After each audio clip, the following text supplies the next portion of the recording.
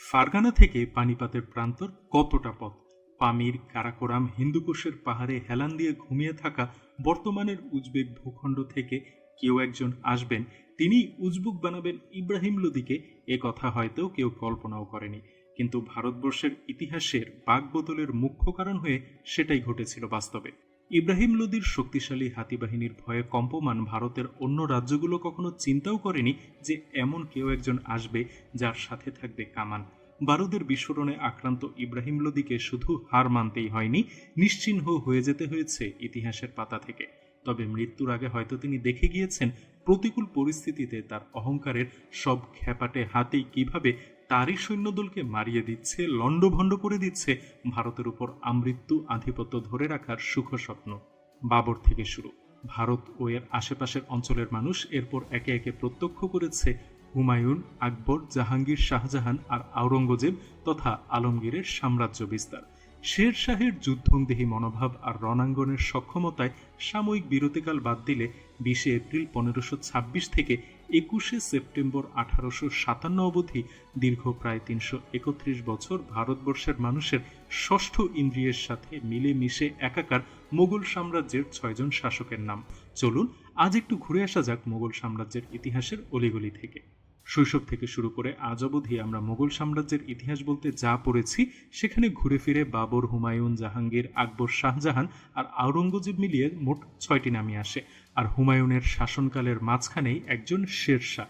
ঘুরে ফিরে এই 7 জনের গল্পে শেষ হয়ে গিয়েছে সব কথকতা। মোগল সাম্রাজ্যের ইতিহাস আলোচনার ক্ষেত্রে আমরা প্রত্যেক সম্রাটের আত্মজীবনী কিংবা সমকালীন অনেক গ্রন্থ থেকে সাহায্য নিতে পারি, ঠিক যেমন বাবর নামা, হুমায়ুন নামা, আকবর নামা, জাহাঙ্গীর নামা, পাদিশাহ নামা কিংবা আলমগীর নামার মতো আত্মজৈবনিক কিংবা দরবারি ইতিহাস গ্রন্থ আমাদের মোগল সাম্রাজ্যের নানা অধ্যায় সম্পর্কে ধারণা দেয়। এর বাইরে পিরিমকুল কাদিরভের বাবর থেকে শুরু করে প্রেস্টন দম্পতি তথা অ্যালেক্স রাদারফোর্ডের series empire of the Moghul ইতিহাস আশ্রিত উপন্যাস হিসেবে জনপ্রিয়তা পেয়েছে বেশ। অ্যালেক্স রাদারফোর্ড তথা মিশেল ও ডায়ানা প্রেস্টন দম্পতির raiders from the north, brothers at war, ruler of the world, the tainted throne, the serpent's tooth কিংবা ট্রেটর ইন দ্য শ্যাডোজের পাশাপাশি a teardrop on the cheek of time শীর্ষক গ্রন্থগুলোর সুখপাঠ্য বর্ণনায় ইতিহাস হিসেবে যে বিষয়ের সাথে আমাদের পরিচয় করিয়ে দেওয়া হয়েছে সেগুলো মুখরোচক কিছু গল্প, ইতিহাস নয়। আমরা ভারতীয় লেখক ইন্দু সুন্দরেসানের চমৎকার লেখার সাথে বেশ পরিচিত। তিনিও তাজমহল ট্রিলজি নামে ইতিহাস আশ্রিত যে উপন্যাসত্রয় লিখেছেন, সেটার সাথে ইতিহাসের দূরত্ব হবে কয়েক আলোকবর্ষ। মোগল সাম্রাজ্যের ইতিহাস আশ্রিত উপন্যাস লিখতে গিয়ে তথ্য বিকৃতির নিকৃষ্ট ধাপে উপনীত হয়েছেন উইলিয়াম ডেলরিম্পল তার হোয়াইট মোগলস কিংবা দ্য লাস্ট মোগল শীর্ষক বইগুলোতে। এমনকি অনিতা আনন্দের সাথে লেখা Kohinoor the history of the world's most infamous diamond শীর্ষক বইতেও তিনি একই ধারা ধরে রেখেছেন। মোগল বাংলার ইতিহাস সম্পর্কে একটা নির্মোহ বিবরণ পাওয়া যায় আব্দুল করিমের বাংলার ইতিহাস মোগল আমল শীর্ষক গ্রন্থ থেকে। এর বাইরে মোগল আমল নিয়ে বিস্তৃত পরিসরে যত বই পাওয়া যায়, সেখানে তথ্যের প্রাচুর্য থাকলেও সমানুপাতিক হারে নির্ভরযোগ্যতা কম। তবে বিস্তৃত পরিসরে জানার জন্য জন রিচার্ডসের দ্য মুঘল এম্পায়ার, অ্যানমেরি শিমেলের the empire of the great Mughals, Audrey তুস্কের Aurangzeb, the man and the myth, Dirk কোলিয়ারের the great Mughals and their ইন্ডিয়ার মতো আরও অনেক বই পড়া যেতে পারে। উদয়পুর সিক্রি পেরিয়ে মরুভূমি আর তেপান্তর মারিয়ে পশ্চিমে সিন্ধু নদী অববাহিকার বাইরের প্রান্ত থেকে উত্তর পশ্চিমে আফগানিস্তান এবং উত্তরে কাশ্মীর, পূর্বে বর্তমান আসাম ও বাংলাদেশ আর দক্ষিণ ভারতের দাক্ষিণাত্য মালভূমির দীর্ঘ পথ। ভারতবর্ষে মোগল শাসন বলতে প্রকৃত অর্থে 1526 সাল থেকে শুরু করে 1707 সাল পর্যন্ত সময়কে বোঝায়। 1526 সালে জহিরুদ্দিন মুহাম্মদ বাবর থেকে শুরু করে 1707 সালে সম্রাট আওরঙ্গজেবের মৃত্যুর মধ্যবর্তী সময়ই বেশিরভাগ ইতিহাসবিদের হিসেবে মোগল শাসনামল হিসেবে পরিচিত। অন্যদিকে 1757 সালে পলাশির যুদ্ধে ইংরেজদের কাছে বাংলার পতন মূলত ভারতে ব্রিটিশ আধিপত্যবাদের সূচনা করে। তখনও ভারতের নানা স্থানে নামমাত্র যে মোগল শাসন টিকেছিল, তাদের রাজনৈতিক, সামরিক ও সাংস্কৃতিক সক্ষমতা উল্লেখ করার মতো নয়। প্রতিষ্ঠাতা বাবর থেকে শুরু করে হুমায়ুন, আকবর, জাহাঙ্গীর, শাহজাহান ও আওরঙ্গজেবের শাসনকালের ইতিহাসই তাই মোগল সাম্রাজ্যের ইতিহাস হিসেবে পরিচিত। স্থাপত্য ও শিল্পকলা, বৈদেশিক সম্পর্ক, সমরবিদ্যার উৎকর্ষ ও রাজ্য পরিচালনার নৈপুণ্য মিলিয়ে বিশ্ব ইতিহাসের অনেক গুরুত্বপূর্ণ একটি অধ্যায় হিসেবে সুবিদিত এই সময়। জহিরুদ্দিন মুহাম্মদ বাবরের প্রাথমিক জীবন অতটা আরাম আয়েশের ছিল না। নানামুখী বিদ্রোহ আর সংঘাতে উত্তাল মধ্য এশিয়ার ফারগানায় জন্মগ্রহণ করেন তিনি। বাবা উমর শেখ 1494 সালে হঠাৎ মারা গেলে মাত্র 11 বছর বয়সে বাবার সিংহাসনে বসেন বাবর। উজবেক নেতা সাইবানি খানের বিরোধিতার পাশাপাশি আরও নানা জটিলতা উপেক্ষা করে 1497, 1500 এবং 1502 সালে বার্তিনিকের মতো মধ্য এশিয়ার সবচেয়ে সমৃদ্ধ শহর সমরকন্দ দখল করেন বাবর। তবে 1503 সাল ভয়াবহ দুর্ভাগ্য নিয়ে হাজির হয় তার জন্য। এ সময় সাইবানি খান বাবরকে পরাজিত করে সমরকন্দ এমনকি ফারগানা থেকেও বিতাড়িত করতে সক্ষম হন। 1504 সালে কাবুলের গোলযোগ আবার ক্ষমতায় ফিরিয়ে আনে বাবরকে। তিনি হিন্দুকুশ পার হয়ে কাবুলের শাসক অর্ঘুন আকাকে পরাজিত করেন। কাবুল অধিকারের পর বাবরকে আর পেছনে ফিরে তাকাতে হয়নি। বর্তমান ভারতের রাজধানী দিল্লি থেকে প্রায় 80 কিলোমিটার উত্তরে হরিয়ানা রাজ্যে অবস্থিত পানিপাতের প্রান্তরে 1526 সালে সংঘটিত হয় ঐতিহাসিক পানিপাতের প্রথম যুদ্ধ। বাংলাদেশে পানিপথের যুদ্ধ নামে পরিচিত এই যুদ্ধের মধ্য দিয়ে পতন ঘটে লোদি শাসক ইব্রাহিম লোদির, পত্তন হয় মোগল সাম্রাজ্যের। প্রখ্যাত লেখক জ্যারেড ডায়মন্ড তার গানস, জার্মস অ্যান্ড স্টিল গ্রন্থে বিষয়বস্তু হিসেবে যাই লিখে থাকেন না কেন সেটা ভিন্ন প্রসঙ্গ। তবে ভারতে আধিপত্য বিস্তারের ক্ষেত্রে গানস তথা গাদা বন্দুক ও কামানের গুরুত্ব অনেক। মূলত বাবরের বাহিনীর সাথে থাকা কামান তথা মিতফা এবং গাদা বন্দুকের গুলির মুখে পরাজিত হতে বাধ্য হয় ইব্রাহিম লোদির বাহিনী। এমনকি তাদের নিয়ন্ত্রণে থাকা হাতিগুলো গায়ে গুলিবিদ্ধ হয়ে পাগলা তাণ্ডব চালিয়ে পিষ্ট করে লোদিদের সেনাদলকেই। এরপর 1527 সালে খানুয়ার যুদ্ধে মেবারের রানা সংগ্রাম সিংহ পরাজিত হলে ভারতের একচ্ছত্র অধিপতি হওয়ার পথে এগিয়ে যান বাবর। সম্মিলিত রাজপুত শক্তির এই হার মূলত ভারতে মোগল আধিপত্যের ভিত্তি রচনা করে। 1529 সালে সংঘটিত গোগরার যুদ্ধেও সফল হন বাবর। পানিপাতের প্রান্তরে পরাজয়ের প্রতিশোধ নিতে গিয়ে আরেক দফা চরম মার খায় সম্মিলিত আফগানিরা। যুদ্ধে জৌনপুরের মাহমুদ লোদি ও বাংলার নুসরত শাহ সুবিধা করতে পারেননি। এরপর 1530 সাল পর্যন্ত অনেকটাই নির্বিঘ্নে শাসন করেন বাবর। পশ্চিমে কাবুল থেকে পূর্বে বিহার, উত্তরে হিমালয় থেকে দক্ষিণে চান্দেরি পর্যন্ত দীর্ঘ এলাকার উপর আধিপত্য বিস্তার করেন তিনি। মোগল সাম্রাজ্যের প্রতিষ্ঠাতা হিসেবে বিশেষ কৃতিত্বের বাইরে তিনি ছিলেন শিল্প ও সাহিত্যের বিশেষ অনুরাগী। দিওয়ান নামে কবিতার সংকলন কিংবা আত্মজীবনী তুজুক ই বাবর রচনার পাশাপাশি ফার্সি ভাষার কবিতায় মুবিয়ান শীর্ষক ছন্দের আবিষ্কারক হিসেবেও বাবর অমর হয়ে আছেন। পানিপাতের প্রান্তরে ইব্রাহিম লোদিকে পরাজিত করার মধ্য দিয়ে ইতিহাসের পাতায় কালের আঁচড় টেনেছিলেন সম্রাট বাবর। তবে চিরবিদ্রোহী আফগান যোদ্ধারা মৃত্যুর আগে কখনো পরাজিত হয় না, আর সেটাই হারে হারে টের পেয়েছেন বাবরের পর সিংহাসনে আরোহণকারী তার ছেলে নাসিরউদ্দিন মোহাম্মদ হুমায়ুন। 23 বছর বয়সে বাবরের উত্তরাধিকার হিসেবে দায়িত্বপ্রাপ্তির পর তিনি হয়তো বিস্ময়ে হতবাক হয়ে ভেবেছিলেন এটা রাজ সিংহাসন নাকি জ্বলন্ত উনুনের উপর রাখা কোনো উত্তপ্ত কড়াই। 1530 থেকে 1540 সালের মধ্যবর্তী প্রথম ধাপের শাসনকালে হুমায়ুন পুরো সময় ব্যস্ত ছিলেন নানা যুদ্ধক্ষেত্রে। ওদিকে তিনি আবার আরবি, ফার্সি ও তুর্কি ভাষায় কবিতা চর্চা করতেন। সাহিত্যের পাশাপাশি গণিত, দর্শন, জ্যোতির্বিদ্যা প্রভৃতিতেও তার আগ্রহ ছিল। এত কিছু করতে গেলে বিরাট সাম্রাজ্য সামলানোর সময় কোথায়? তাই তার ভাইদের মধ্যে কামরানকে কাবুল ও কান্দাহারের, হিন্দালকে আলওয়ার ও মেওয়াটে এবং আসকারিকে সম্বলের শাসক হিসেবে নিযুক্ত করেন হুমায়ুন। তারপরও 1531 সালে যুদ্ধক্ষেত্রে পা রাখতে হয় তাকে। বুন্দেলখণ্ডের রাজার বিরুদ্ধে অগ্রসর হয়ে কালিঞ্জর দুর্গ অবরোধে বাধ্য হন তিনি। এমনকি ঠিক এর পরের বছর 1532 সালে লখনৌর কাছাকাছি অবস্থিত দৌরার যুদ্ধে সম্মিলিত আফগানদের বেশ ভালোভাবে পর্যদস্ত করেন তিনি। যোদ্ধা আফগানরা সহজে পরাজিত হওয়ার পাত্র ছিল না। তারা ফরিদ তথা শের খানের নেতৃত্বে বারাণসীর দক্ষিণ পশ্চিমে গঙ্গা তীরে অবস্থিত চুনার দুর্গে আশ্রয় নেয়। দীর্ঘ 4 মাসের উপরে অভিযান চালিয়ে হুমায়ুন চুনার দুর্গ অবরোধ করে রাখেন। ওদিকে গুজরাটের শাসক বাহাদুর শাহ আগ্রা অভিযান শুরু করলে পুরো পরিস্থিতি হুমায়ুনের জন্য অনেকটাই লেজে গোবরে হয়ে যায়।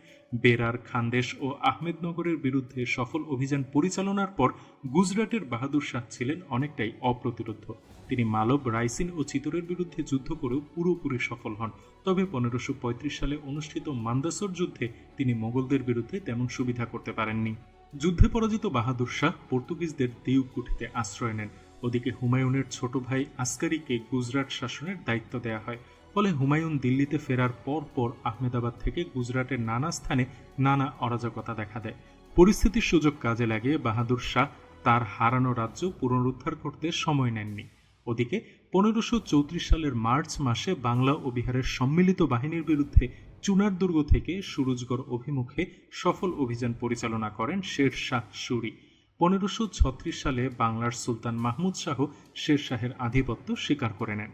তারপর 1537 সালের অক্টোবর মাসে বাংলার রাজধানী গৌড় অবরোধ করেন শের শাহ। বিভিন্ন যুদ্ধে শের শাহের একের পর এক সাফল্য হুমায়ুনের দুশ্চিন্তার কারণ হয়। মুঘল সাম্রাজ্য টিকিয়ে রাখতে যেভাবেই হোক শের শাহকে প্রতিহত করতে চান তিনি। হুমায়ুন 1537 সালে শের শাহর প্রধান ঘাঁটি চুনার দুর্গ অবরোধ ও দখল করলেও তার কিছু যায় আসেনি। উল্টো শের শাহ 1538 সালের এপ্রিল মাস নাগাদ গৌড় জয় করে নেন। 1538 সালে হুমায়ুন গৌড় অধিকার করেন। ধুরন্ধর শের শাহ হুমায়ুনের এই অভিযানে বাধা না দিয়ে এগিয়ে গিয়ে দখল করেন বিহার। তিনি মূলত হুমায়ুনের বাংলা থেকে দিল্লি ও আগ্রার দিকে ফিরে যাওয়ার পথ বন্ধ করতে চেয়েছিলেন, আর সেখানেই তিনি পুরোপুরি সফল হন। প্রাথমিকভাবে বিহারের পর তিনি দখল করেন জৌনপুর ও কনৌজ। এরপর হুমায়ুনের আগ্রা ফেরার পথে বাধা সৃষ্টি করলে 1539 সালের 26 জুন সংঘটিত হয় চৌসার যুদ্ধ। এই যুদ্ধে পরাজিত হুমায়ুন নিজাম নামে এক ভিস্তিওয়ালার সাহায্য না পেলে গঙ্গায় ডুবে মরতে বসেছিলেন। হুমায়ুন বেঁচে গেলেও চৌসার যুদ্ধ জয়ের মধ্য দিয়ে শের শাহ তার রাজ্যসীমা পূর্বে আসাম ও চট্টগ্রাম এবং উত্তরে রোটাসগড় থেকে দক্ষিণে বীরভূম পর্যন্ত বিস্তৃত করেন। 1540 সালে কনৌজ তথা বিলগ্রামের যুদ্ধে হুমায়ুন মোগল সাম্রাজ্যের আধিপত্য হারান শের শাহর কাছে। রাজনৈতিক মেধা, কূটনৈতিক প্রজ্ঞা এবং সমর নৈপুণ্য সব দিক থেকেই এগিয়ে থাকা শের শাহকে প্রতিহত করার সাধ্য হুমায়ুনের ছিল না। ক্ষমতায় বসার পর থেকে প্রতিটি ক্ষেত্রে শের শাহ তার যোগ্যতার চিহ্ন রেখেছেন। তিনি জনকল্যাণমূলক প্রশাসন গড়ে তোলার মধ্য দিয়ে রাজ্যকে আরো অনেক শক্তিশালী করেছিলেন। সামন্তদের উপর নির্ভর না করে যুদ্ধক্ষেত্রে নিজে নেতৃত্ব দিতেন বীরযোদ্ধা শের শাহ। ফলে ওই সময়ের বিচারে পুরোপুরি অপ্রতিদ্বন্দ্বী হয়ে উঠেছিলেন তিনি। পাশাপাশি রাজস্ব সংস্কারে পাট্টা ও কবুলিয়ত প্রথার প্রবর্তন কিংবা দাম নামের মুদ্রার প্রচলন, গ্র্যান্ড ট্রাঙ্ক রোড তৈরি আর ঘোড়ার ডাক প্রচলন তাকে ইতিহাসে অমর করেছে একজন কল্যাণকামী সফল শাসক হিসেবে। 1556 সালে আগ্রার লাইব্রেরির সিঁড়ি থেকে পড়ে গিয়ে মারা যান হুমায়ুন। তারপর তার 13 বছর বয়সী নাবালক ছেলে জালালউদ্দিন মোহাম্মদ আকবর ক্ষমতায় আসেন। 1560 সাল পর্যন্ত কার্যত তার অভিভাবক হিসেবে রাজ্যের দেখভালের দায়িত্ব পালন করেন বৈরাম খান। ক্ষমতায় বসার পর থেকে ভয়াবহ বিরোধিতা আর বিশৃঙ্খলার সাথে লড়তে হয়েছে আকবরকে, তবে প্রতিটি ক্ষেত্রে তাকে ঢালের মতো আগলে রাখেন বৈরাম খান। আদিল শাহ সুর ও তার সেনাপতি হিমুর বিরুদ্ধে পানিপাতের দ্বিতীয় যুদ্ধে আকবরের পক্ষে লড়াই করে দেন এই বৈরাম খানই। হুমায়ুনের মৃত্যুর পর হিমু দিল্লি ও আগ্রা দখল করেন। তিনি বিক্রমাদিত্য উপাধি নিয়ে শাসন শুরু করেন। 1556 সালের 5 নভেম্বর পানিপাতের যুদ্ধে তাকে চোখে তীরবিদ্ধ হয়ে মারা পড়তে হয় বৈরাম খানের হাতে। এরপর মুঙ্গেরের যুদ্ধে 1557 সালে মারা যান আদিল শাহ সুর এবং উড়িষ্যায় মারা যান ইব্রাহিম শাহ সুর। অল্প দিনের ব্যবধানে মালব ও গন্ডোয়ানাও আকবরের অধিকারে আসে। 1567 সালে আকবর দখল করেন চিতোর। যোদ্ধা জাতি হিসেবে পরিচিত রাজপুতদের রাজা উদয় সিংহ পালিয়ে গেলেও তার সেনাপতি জয়মল ও পাট্টা মাস চারেক ধরে লড়াই জারি রাখেন। সম্রাট হিসেবে আকবর নিজের অবস্থান পোক্ত করতে গিয়ে রণথম্বর ও কালিঞ্জর বিজয়, রানা প্রতাপের বিদ্রোহ দমন, গুজরাট অধিকার, এমনকি বাংলা বিজয়ে নিজ সক্ষমতার জানান দেন। তিনি কাবুল, কাশ্মীর ও কান্দাহারকেও নিজের অধিকারে এনেছিলেন। আহমেদনগর, বিজাপুর ও গোলকুন্ডার উপর নিয়ন্ত্রণ প্রতিষ্ঠায় বিশেষ দাক্ষিণাত্য নীতি গ্রহণ করার পাশাপাশি 1591 সালে সরাসরি সিন্ধু জয় করেন তিনি। ধারাবাহিক যুদ্ধ জয় ও সফল রাজনৈতিক নীতির পাশাপাশি আকবরের গুণকীর্তন করার জন্য ছিলেন আবুল ফজলের মতো ব্যক্তি। তাই ইতিহাসের পাতায় তাকেই মোগল সম্রাটদের মধ্যে সফলতম হিসেবে দেখানো হয়। তবে রাজস্ব ও প্রশাসনিক সংস্কারের মধ্য দিয়ে মোগল সাম্রাজ্যকে শক্তিশালী করার কৃতিত্ব রয়েছে তার। শিক্ষা, সংস্কৃতি ও শিল্পকলার পৃষ্ঠপোষকতার পাশাপাশি মনসবদারি ব্যবস্থা প্রবর্তন আকবরকে গুরুত্বপূর্ণ করে তুলেছে। ওদিকে ধর্মচর্চাকে নিজের সুবিধামতো করতে গিয়ে তার প্রবর্তিত দিন ই এলাহি শীর্ষক ফিতনা নানা সমালোচনারও জন্ম দিয়েছে। তবে সামরিক ব্যবস্থায় মীর ই বকশি, মীর ই আতিশ এবং মীর ই বহরকে পদাতিক, অশ্বারোহী ও গোলন্দাজ বাহিনীর দায়িত্ব প্রদানের পাশাপাশি সর্বাধিনায়ক হিসেবে নিজের অবস্থান আকবরের সেনাদলকে অন্যরকম মাত্রা দিয়েছিল। সম্রাট আকবর মারা গেলে তার বড় ছেলে নুরুদ্দিন মোহাম্মদ সেলিম 1605 সালে ক্ষমতায় আসেন। ক্ষমতায় বসেই ছেলে খসরু ও শিখ গুরু অর্জুনের বিদ্রোহ দমন করতে হয় তাকে। এর বাইরে মেবার বিজয়, কাংড়া তথা নাগরকোটি দুর্গ দখল এবং দাক্ষিণাত্য অভিযানে তিনি সফলতার মুখ দেখেন। পাশাপাশি দস্তর উল আমল নামে 12টি আইন প্রণয়ন করে ন্যায়পরায়ণ শাসক হিসেবে পরিচিতি পান তিনি। সম্রাট জাহাঙ্গীর মৃত্যুর আগে 4 সন্তান রেখে যান। তাদের মধ্যে জাহাঙ্গীরের রাজপুত স্ত্রী জগৎ গোসাইয়ের গর্ভে জন্ম নেয়া খুররম ছিলেন সবার চেয়ে যোগ্য এবং কুশলী যোদ্ধা। সমরবিদ্যায় দক্ষতা ও বুদ্ধিমত্তার জন্য তিনি পিতা জাহাঙ্গীর এমনকি দাদা আকবরেরও অনেক প্রিয় পাত্র ছিলেন। যুবরাজ থাকা অবস্থায় তিনি আহমেদনগর অভিযানে দক্ষতার পরিচয় দিয়ে মালিক আম্বরকে পরাজিত করেন। এই যুদ্ধজয়ের কারণেই তিনি শাহজাহান উপাধি লাভ করেন। একসময় পিতা জাহাঙ্গীরের বিরুদ্ধে বিদ্রোহ করলেও উত্তরাধিকারী হিসেবে তার থেকে যোগ্য আর কাউকে পাওয়া যায়নি। ফলে জাহাঙ্গীরের মৃত্যুর পর তিনি সিংহাসনে বসেন। শাহজাহান ক্ষমতায় বসেই দুর্ধর্ষ যোদ্ধা আফগান সর্দার খান জাহান লোদির বিদ্রোহের মুখে পড়েন। তিনি আহমেদনগরের নিজামুল মুলকের সমর্থনে এই বিদ্রোহ করছিলেন। বছর তিনেক লড়াইয়ের পর ১৬৩১ সালে তিনি মোগলদের কাছে পরাজিত হন। পর্তুগিজ জলদস্যুদের দমন করার ক্ষেত্রে পুরোপুরি দক্ষতার পরিচয় দিয়েছেন সম্রাট শাহজাহান। উত্তর পশ্চিম সীমান্তের পাশাপাশি মধ্য এশিয়া এবং দাক্ষিণাত্য নীতিতেও সফল ছিলেন তিনি। পরপর অনেকগুলো সুরম্য প্রাসাদ ও অট্টালিকা নির্মাণের মাধ্যমে শাহজাহান নিজেকে নিয়ে গেছেন অনন্য উচ্চতায়। স্থাপত্য শিল্পের বিকাশে তিনি লাল পাথরের বদলে মূল্যবান সাদা মার্বেল পাথর ব্যবহার করেছেন। তিনি দিল্লি, আগ্রা ও লাহোরের বাইরে কাবুল, কান্দাহার ও কাশ্মীরেও অনেক উদ্যান, প্রাসাদ ও মসজিদ নির্মাণ করেছেন। রাজধানী আগ্রায় তিনি নির্মাণ করেছেন দিওয়ান-ই-আম, দিওয়ান-ই খাস, শালিমার উদ্যান, শীষমহল প্রভৃতি। ১৬৩৮ সালে রাজধানী আগ্রা থেকে দিল্লিতে স্থানান্তরের মাধ্যমে পত্তন করা হয় নতুন নগরী শাহজাহানাবাদ। সেখানেও তিনি প্রসিদ্ধ লাল কেল্লা নির্মাণ করেন। তবে তিনি বিশ্বজুড়ে সুপরিচিত হয়েছেন ময়ূর সিংহাসন এবং তাজমহল তৈরির কারণে। স্থাপত্য নির্মাণের দিকে অধিক মনোযোগ দিতে গিয়ে সাম্রাজ্যের বিভিন্ন দুর্বলতাকে আড়াল করেছিলেন শাহজাহান। তিনি একের পর এক স্থাপত্য নির্মাণ করলেও প্রজাদের অবস্থা ভালো ছিল না। ১৬০৭ সালের দিকে তিনি বেশ অসুস্থ হয়ে পড়েন। এমন পরিস্থিতিতে তার ছেলেদের মধ্যে সক্ষমতার দিক থেকে যোজন যোজন এগিয়ে গিয়েছিলেন আওরঙ্গজেব তথা আলমগীর। দারাশিকো, সুজা ও মুরাদ তার তুলনায় সব দিক থেকেই অযোগ্য ছিলেন চরম চরিত্রহীন ও অসৎ। তাই শাহজাহানের পর উত্তরাধিকার হিসেবে আওরঙ্গজেবের বিকল্প কেউ ছিল না। তবুও ধর্মীয় ও রাজনৈতিক নানা কারণে, ঐতিহাসিক নানা মিথ্যাচারের মুখে পড়ায় আওরঙ্গজেবের জীবনের ইতিবাচক দিকগুলোকে পুরোপুরি নেতিবাচক হিসেবে দেখানো হয়। অন্যদিকে সম্রাট শাহজাহানের ছেলেদের মধ্যে সিংহাসন দখল নিয়ে যে গৃহযুদ্ধের প্লট তৈরি করা হয় তা ইতিহাস নয়, সাম্প্রদায়িকতার বিষবাষ্প ছড়ানো নিছক মিথ্যাচার ও অপবাদ। কারণ এই সংঘাতের বহু আগেই তিনি সিংহাসন নিশ্চিত করেছিলেন। পিতার অসুস্থতার সুযোগ নিয়ে শাহজাদা দারাশিকো গোপনে রাজ্যের বেশিরভাগ গুরুত্বপূর্ণ দায়িত্ব নিজের হাতে তুলে নিয়েছিলেন। ভাইদের কাছে শাহজাহানের অসুস্থতার তথ্য লুকিয়ে তিনি গুজরাট, দাক্ষিণাত্য ও বাংলার সাথে সব যোগাযোগ বন্ধ করে দেন। দারাশিকোর এই প্রতারণা অন্যদের বিরক্ত ও ক্রুদ্ধ করেছিল। তাই বাহাদুরগড়, ধর্মাট ও শামুগড়ের যুদ্ধগুলো হয়। মুরাদ এবং আওরঙ্গজেবের মিলিত শক্তির সামনে ধর্মাট এবং শামুগড়ের যুদ্ধে দারাশিকো সুবিধা করতে পারেননি। বিশাল বাহিনী নিয়ে আওরঙ্গজেব আগ্রায় উপস্থিত হন। তিনি দাবি করেন পিতা শাহজাহানের নানাবিধ অপচয়, বিলাসিতা ও অহেতুক জাঁকজমকপূর্ণ স্থাপত্য নির্মাণের শখ প্রজাদের দুর্ভোগ বয়ে এনেছে। পাশাপাশি তার লোক দেখানো আভিজাত্য ধরে রাখতে গিয়ে মোগল সাম্রাজ্যে নানা রকম বিশৃঙ্খলা তৈরি হয়েছে। তিনি অবিলম্বে লোক দেখানোর সব নির্মাণ কাজ বন্ধ করে সাম্রাজ্যের অবস্থা শক্তিশালীকরণ এবং প্রজাদের উন্নয়নে গুরুত্ব দিতে আহ্বান জানান। অহংকারী শাহজাহান আওরঙ্গজেবের এই আহ্বানে সাড়া দিতে আগ্রহী ছিলেন না। উপরন্তু দারাশিকোর সমর্থন তাকে ইন্ধন যোগায়। তিনি আওরঙ্গজেবের বদলে দারাশিকোকে উত্তরাধিকার করতে পারেন এমন হুমকি দিলে আওরঙ্গজেব সরাসরি শাহজাহানকেই আগ্রা দুর্গে বন্দী করে রাখেন। শাহজাহানকে আগ্রা দুর্গে বন্দী করার মধ্য দিয়ে মূলত আওরঙ্গজেব মোগল সম্রাট হিসেবে নিজের অবস্থান প্রতিষ্ঠা করেন। এখানে তার জন্য উত্তরাধিকার নিয়ে যুদ্ধ করার কোনো প্রয়োজন ছিল না।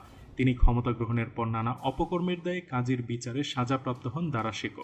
লাহোর, মুলতান ও গুজরাটের দীর্ঘ পথ পালিয়ে বেড়ানোর পর অবশেষে আজমিরে চূড়ান্তভাবে থেমে যেতে হয় দারাশিকোকে।